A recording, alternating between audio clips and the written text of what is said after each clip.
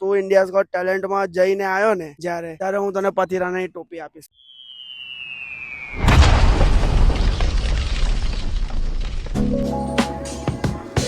Turf પર greenery કર્યા પછી મસ્ત લાગે છે. યો શકાશાક એકદમ ફૂલ લીલું ઓક્સિજન. હજી ટર્ફનો ચક્કર હવારમાં સફાઈ કામ અહીં ચાલે છે. Washroom almost ready. વરસાદના લીધે કામ નહીં થતું બરાબર. આજે એક બીજા પર્પઝથી આવ્યા છે, બતાવીએ તમને.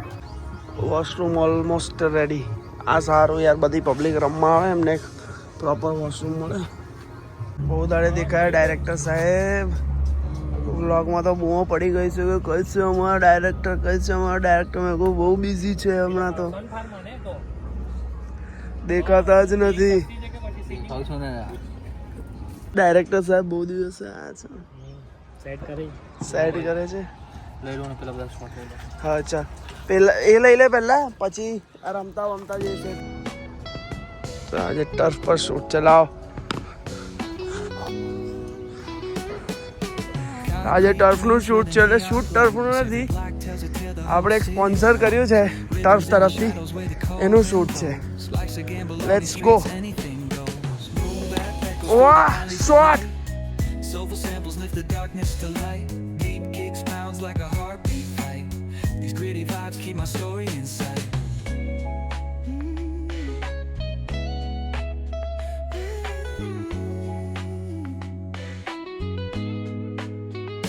નાખને ગમે તેવું, મારે 2 ઇન્ટરવ્યુ કરવાના છે.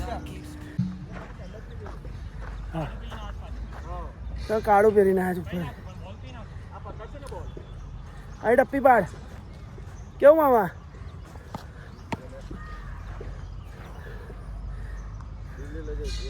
હા હા, આપણે તમારા પપ્પા ને તમારા કોચ સાથે તો વાત કરી. તો આ છે યતિ જેઠવા. હેલો યતિ.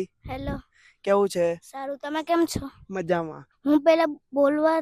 તું બોલ દે, તારે જે બોલવું હોય બિંદાસ. સ્વામિનારાયણ ખ્યોયમ મંત્રાયણ સ્ફુતિકુતઃ તસ્મૈ કૃપાવતરૈર ફળનિપતય નમઃ. તો કેમ આ શ્લોકથી કેમ સ્ટાર્ટ કર્યું તે? પાય મમ્મી એમ તો બોલું જ છું. બોલે જ છે, એવરી ટાઈમ બોલે છે. જ્યારે તું પાવર લિફ્ટિંગ ને વેઇટ લિફ્ટિંગ કરવા જાય ત્યારે આ જ શ્લોક બોલે છે? એની પહેલા બોલું. એની પહેલા બોલે. તો હવે તું મને હમણાં કહેતો હતો ને, તારે મારી પાસે શું જોઈએ છે? પથીરાનાની ટોપી. પથીરાનાની ટોપી જોઈએ છે ભાઈ એને મારી પાસે. તો હું તને હવે આજે કહું છું કે જો અગર તું ઇન્ડિયાઝ ગોટ ટેલેન્ટમાં જઈને આવ્યો ને ત્યારે હું તને પથીરાનાની ટોપી આપીશ. પણ તારે હવે એના પહેલા શું કરવું પડશે ખબર છે? તારે મહેનત કર, જે તું કરે જ છે તારા ડાયટ પર, તારા પરફોર્મન્સ પર, તારા ગેમ પર, પણ તારે વધારે ડબલ મહેનત કરવી પડશે. તો મારા તરફથી તને એક ગિફ્ટ આવશે, પથીરાનાની ટોપી. તો જ્યારે તું ઇન્ડિયાઝ ગોટ ટેલેન્ટ ગયો તને કેવું મજા આવી? મને બહુ મજા આવી. બહુ મજા આવી. તો અત્યારે તું કેટલું વેઇટ લિફ્ટ કરે છે? ડેડ લિફ્ટ મારે 80 kg, squats 65 kg, bench press 30 kg. Bench press 30 kg સુધી મારે છે. Very nice.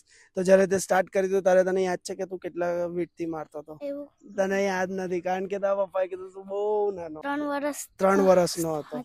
તો જ્યારે તને, તો આ છે આપણા યતિ જેઠવા, જો યંગેસ્ટ એશિયાના પાવર લિફ્ટર, વેઇટ લિફ્ટર કે અત્યાર સુધી કોઈ નથી. તમે આમના પેજ પર પણ જાઓ, એમનો દરેક કોન્ટેન્ટ જુઓ. આપણી આસપાસ કોઈ આવો છોકરો વેઇટ લિફ્ટિંગ કે એક્સરસાઇઝ કરતો તમને રેગ્યુલરમાં નહીં જોવા મળે. મારી એજના લોકો પણ કંઈક અંશે આટલું વેઇટ લિફ્ટિંગ, પાવર લિફ્ટિંગ, જે વેઇટ આ ઉઠાવે છે નહીં ઉઠાવી. ગુજરાતનો કોઈ પ્લેયર, અત્યારે કોમનવેલ્થ ગેમ્સ થઈ તો ગુજરાતનો એક પણ પાવર લિફ્ટર ત્યાં પાર્ટિસિપેટ નહોતું કર્યું.